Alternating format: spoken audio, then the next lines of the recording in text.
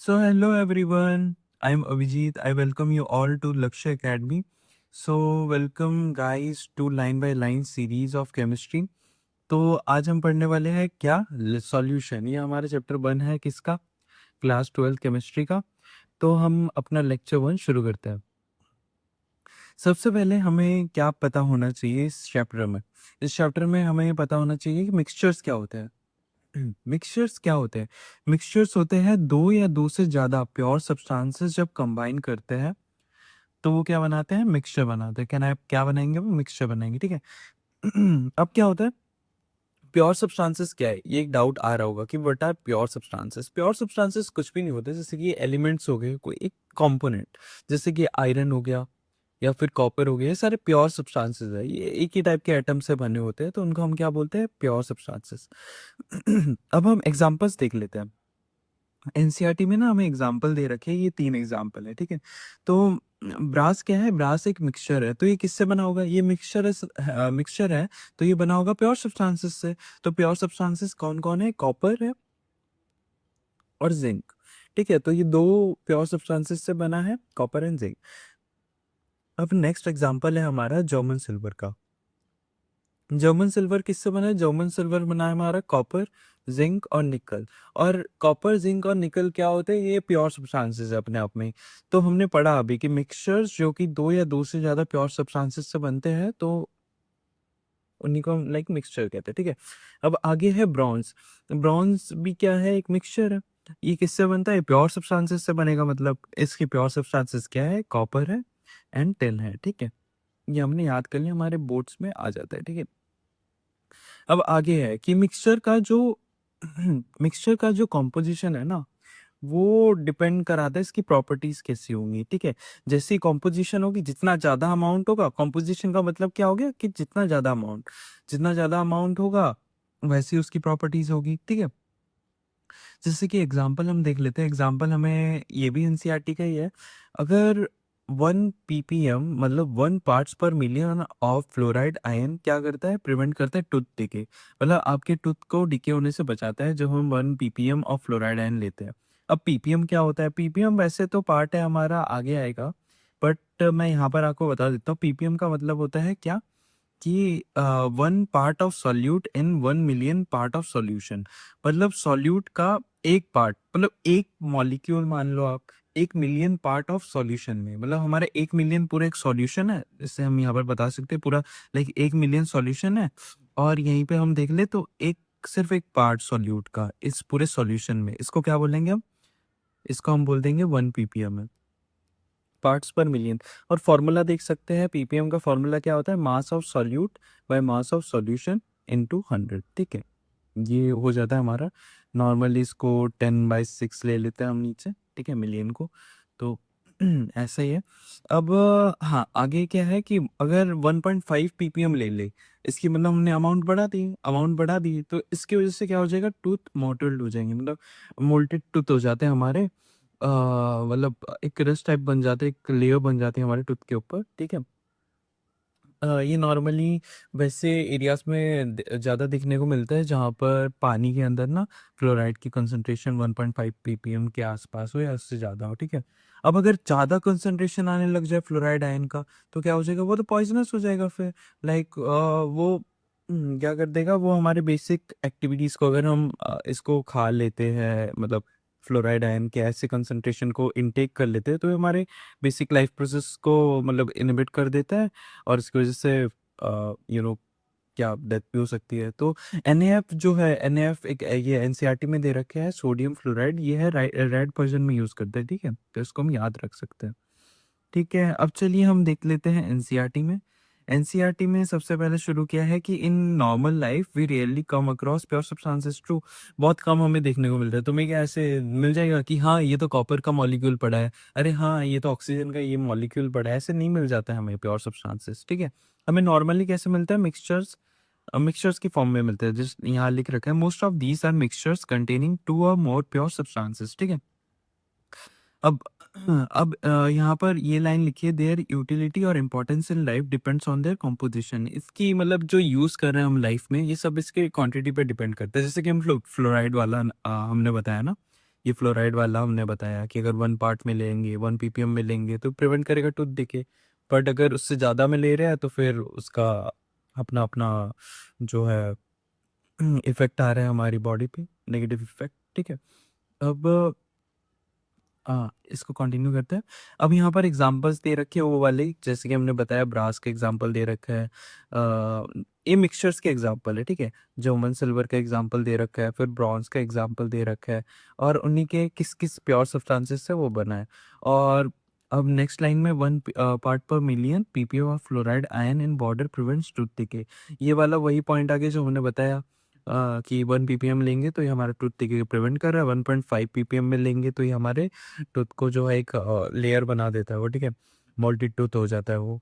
अब नेक्स्ट है high concentration of fluoride ion लेंगे तो पॉइजनस होगा, ठीक है?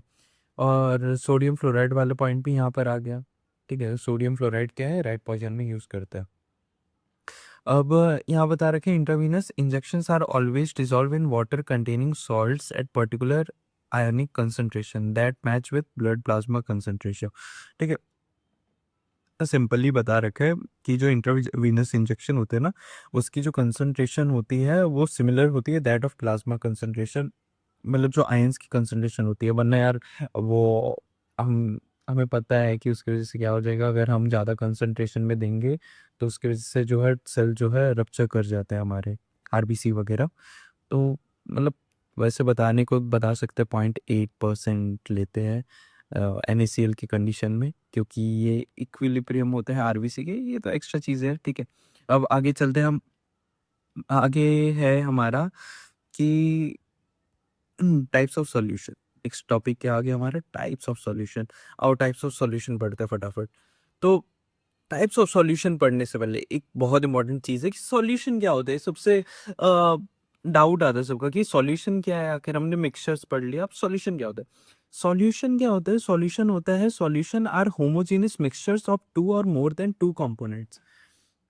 सॉल्यूशन क्या है? होमोजेनियस मिक्सचर है किसका? 2 या 2 से ज़्यादा कंपोनेंट्स का, ठीक है?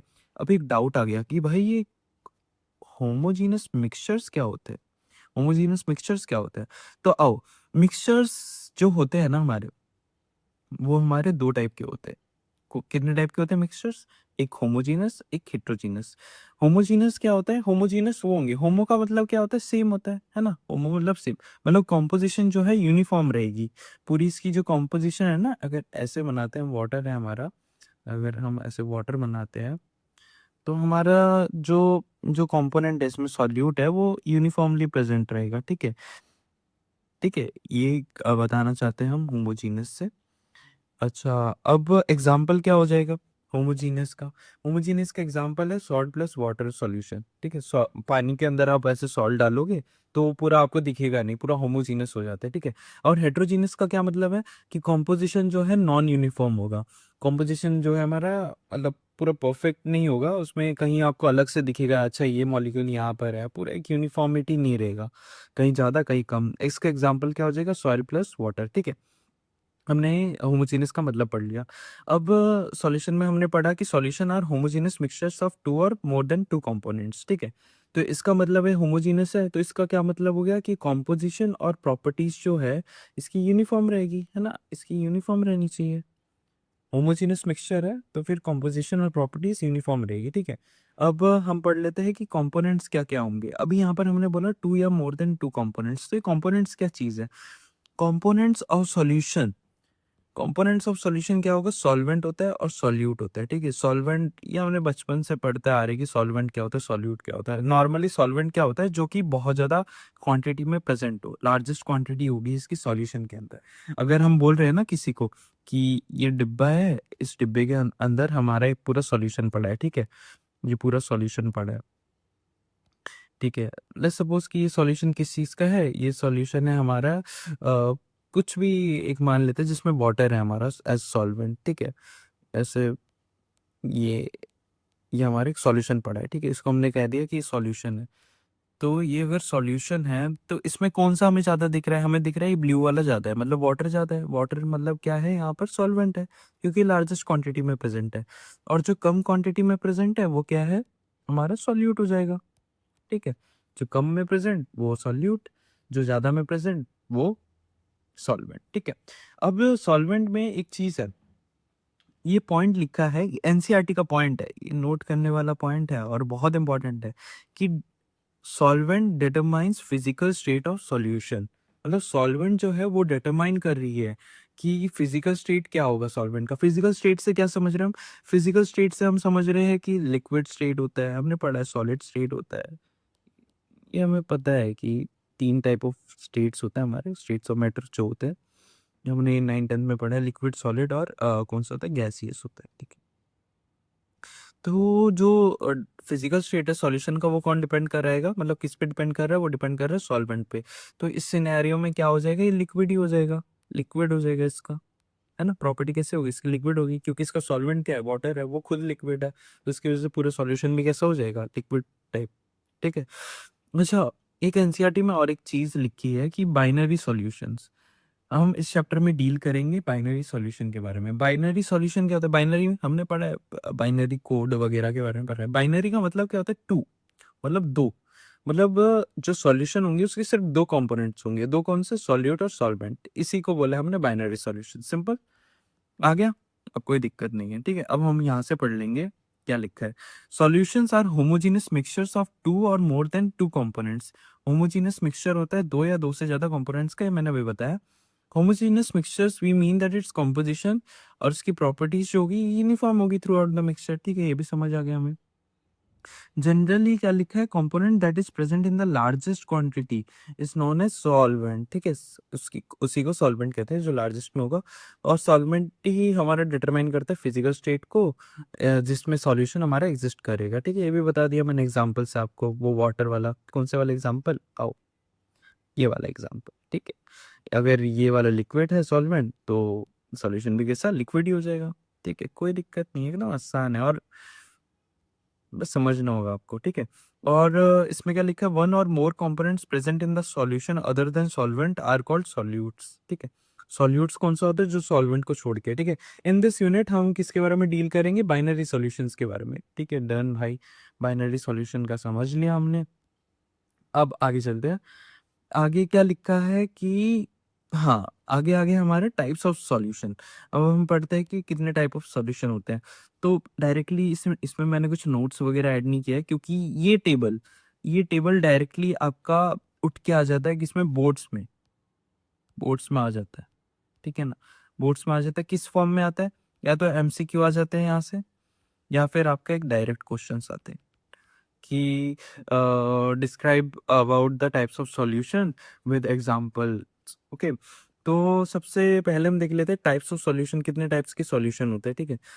हमारे 3 टाइप ऑफ सॉल्यूशंस होते हैं। टाइप्स ऑफ सॉल्यूशन कितने टाइप के होते हैं हमारे, 3 टाइप के होते हैं। एक होता है गैसियस, दूसरा होता है लिक्विड, तीसरा होता है सॉलिड सॉल्यूशन।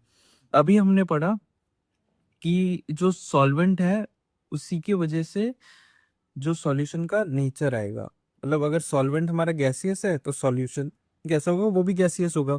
अगर हमारा सॉल्वेंट जो है लिक्विड ही है तो उसकी वजह से सॉल्यूशन भी कैसा होगा, लिक्विड ही होगा। अगर सॉलिड है तो उसकी वजह से कैसा हो जाएगा, सॉलिड सॉल्यूशन, ठीक है। अम, इतना हमें क्लियर है, चलो इसको हम इरेज कर लेते हैं। अब हम आगे पढ़ते हैं कि क्या क्या बता रखा है इन्होंने, ठीक है। आगे इन्होंने बता रखा है क्या, अब हम गैसियस सॉल्यूशन के बारे में पढ़ेंगे। गैसियस सॉल्यूशन में क्या करेंगे, सॉल्वेंट ले लेंगे हम, गैस, ठीक है, गैस सॉल्वेंट है, उसी की वजह से गैसियस सॉल्यूशन है। अब सॉल्यूट चेंज करेंगे इसमें, अगर हमने गैस के अंदर गैस दिया, गैस सॉल्वेंट के अंदर गैस सॉल्यूट दिया, तो हमारा क्या बन रहा है, mixture of oxygen and nitrogen gases. ये क्या है, ये गैसियस सॉल्यूशन का एग्जांपल है, ठीक है। जब हम गैस के अंदर गैस देंगे, ठीक है। अब अगर हम गैस सॉल्वेंट के अंदर लिक्विड डालेंगे तब क्या होगा, मतलब गैस सॉल्यूशन के अंदर हम लिक्विड डाल रहे हैं, तो उसका एग्जांपल हो जाता है chloroform mixed with nitrogen gas. अगर हम नाइट्रोजन गैस के अंदर क्लोरोफॉर्म डालेंगे, क्लोरोफॉर्म कैसा, लिक्विड फॉर्म में है, तो हमारा कैसा आ जाएगा, कैसा आ जाएगा, गैसियस सॉल्यूशन आ जाएगा, क्योंकि हमारा ज्यादा अमाउंट में क्या प्रेजेंट है, सॉल्वेंट प्रेजेंट है गैसियस फॉर्म में, ठीक है। अगला है हमारा सॉलिड। जब हम गैस के अंदर सॉलिड डालेंगे, सॉलिड यहाँ पर क्या हो गया, एग्जांपल में कैम्फर इन नाइट्रोजन गैस, तो कैम्फर क्या होता है, वो जल्दी वेपोराइज कर जाता है, तो ये सॉलिड होता है, ठीक है। तो ये किसके एग्जांपल हो गए, गैसियस सॉल्यूशन के एग्जांपल हो गए। अब नेक्स्ट देख लेते हो, नेक्स्ट हमारा लिक्विड सॉल्यूशन। लिक्विड सॉल्यूशन में क्या होता है, जब हम सॉल्वेंट में, लिक्विड सॉल्वेंट के अंदर गैसियस सॉल्यूट डालेंगे तब क्या बन जाएगा हमारा, ऑक्सीजन डिजॉल्व इन वाटर। ठीक है, यहाँ पर ऑक्सीजन क्या हो गया, सॉल्यूट हो गया, और वाटर क्या हो गया हमारा, सॉल्वेंट हो गया। तो उसकी वजह से कैसा बन गया, ये कैसा नेचर है इसका, कैसा नेचर है, बताओ बताओ बताओ बताओ, लिक्विड, करेक्ट। अब हम आगे बढ़ेंगे कि लिक्विड इन लिक्विड, अगर लिक्विड में हम लिक्विड डालें तब क्या क्या बनेगा हमारा, इथेनॉल डिजॉल्व इन वाटर। ये आपको याद रखना पड़ेगा, ये मैं बता दे रहा हूँ आपको, जिससे थोड़ा समझ समझ के आ जाएगा, बट आपको ये रटना पड़ेगा ऑनेस्टली तो। ठीक है, अब अगर हम लिक्विड के अंदर सॉलिड डाल दे तब क्या होगा, लिक्विड के अंदर सॉलिड डाल दिया, अच्छा जैसे वाटर के अंदर हमने ग्लूकोज डाल दिया, तब क्या बन जा रहा है हमारा, तब हमारा ये लिक्विड सॉल्यूशन बन रहा है। ठीक है, अब सॉलिड सॉलिड सॉल्यूशन पे आ गए। ठीक है, सॉलिड हमारा सॉल्वेंट है, इसमें इसमें अगर सॉलिड सॉल्वेंट के अंदर हमने गैसेस सॉल्यूट डाल लिया तो क्या बनेगा, जैसे कि solution of hydrogen in palladium. Palladium क्या है हमारा, सॉल्वेंट है, हाइड्रोजन हमारा सॉल्यूट है। ठीक है, ये हमने देख लिया। अच्छा चलो, पेन का कलर चेंज कर लेते हैं वरना कंफ्यूज हो जाएंगे।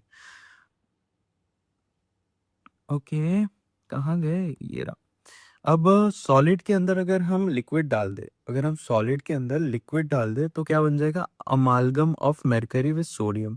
ठीक है, इसमें सोडियम हमारा सॉल्वेंट है, सॉलिड है, और मरकरी हमारा सॉल्यूट है लिक्विड के फॉर्म में। ठीक है, लिक्विड मरकरी होता है, पढ़ा है हमने। ठीक है, अगर हम सॉलिड के अंदर सॉलिड डाल दे तब क्या हो जाएगा, तो उसका एग्जांपल होता है कॉपर डिजॉल्व इन गोल्ड। ठीक है, तो इसी के साथ हम कंक्लूड करते हैं, हमने पढ़ लिया क्या होता है सॉल्यूशन, सॉल्यूशन की टाइप्स कितनी टाइप के होते हैं, हमने ये भी देख लिया। ठीक है, अब इसी के साथ हम कंक्लूड करते हैं आज के लेक्चर को।